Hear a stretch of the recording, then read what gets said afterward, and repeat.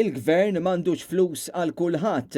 Il-Gazzetta Illum qalet dan f'artiklu li ġie ppubblikat fil-Gazzetta tal-Ħadd fejn sostniet li l-Gvern irid jiġbor 1.1 biljun euro f'taxxa u bolla minn min iħaddem u minn min jaħdem għal rasu.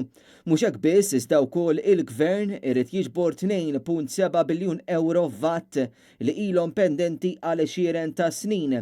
Espert li tkellem għal Gazzetta Illum qal li l-ammont kbir ta' miljuni ma jistgħux jinġabru b'kollox 915 il-miljun. Dan għaliex kien hemm kumpaniji li jalqu u telqu mill-pajjiż u għalhekk jagħmluha diffiċli biex id-Dipartiment tat-Taxxi jintraċċa dawn il-flus.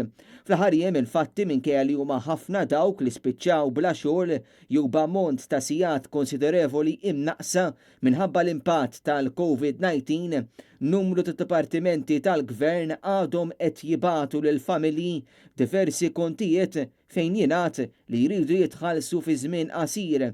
Bosta huma dawk li tkellmu magħna u qalulna li jinsabu urtati għal mod kif qed iħossuhom trattati mill-Gvern. Familji u anzjani li tkellmu ma' Net News għalunna li l-ebda pakkett mit-tlieta li ħabbar il-Prim Ministru Robert Abela ma jolqothom direttament u allura ftit li xejn għandhom flus dieħla bħalissa minħabba l-kriżi ekonomika. Il-kontijiet li baqgħu joħorġu mhux biss kienu dawk tad-dawl u l-ilma iżda wkoll tat-taxxa.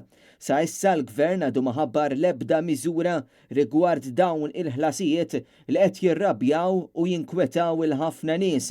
Infatti l-Gvern minkejja l-insistenza mill-Partit Nazzjonalista u minn bosta korpi kostitwiti biex inaqqas jew joffri inċentivi għal kontijiet tad-dawl u l-ilma ma ħabbar l-ebda miżura ta' dan it-tip. Anzi spiċċa jattakka lil Partit Nazzjonalista b'argumenti partiġjani.